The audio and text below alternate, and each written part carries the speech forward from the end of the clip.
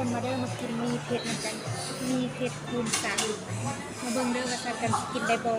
ว่ามันสิเผ็ดจังได๋ลองเบิ่งคำแรกแหกมา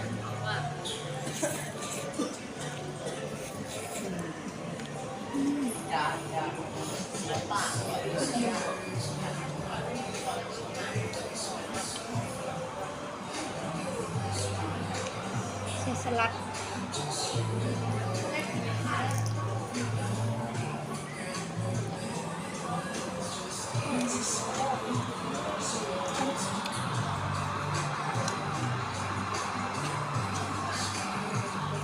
นี่ไงเลย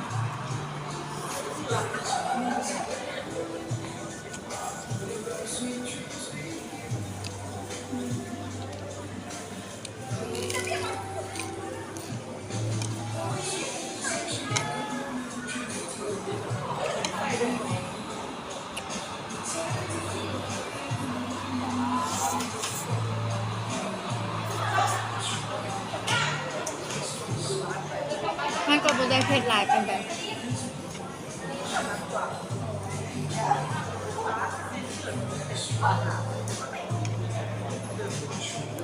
ใครที่เคยกินมาล่าจะรู้ดีเนาะ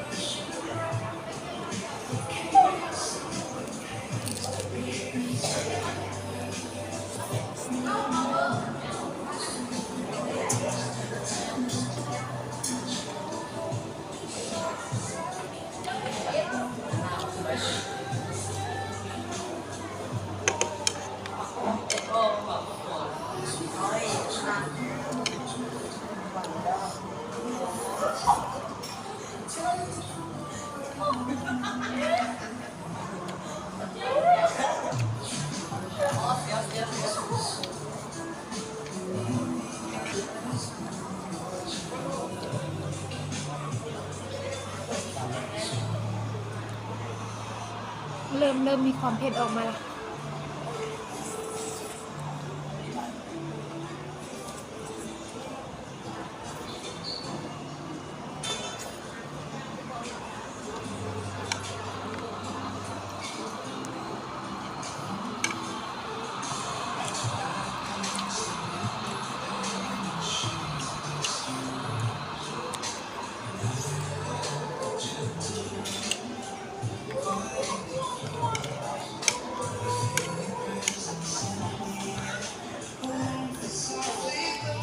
เริ่มเผ็ดขึ้น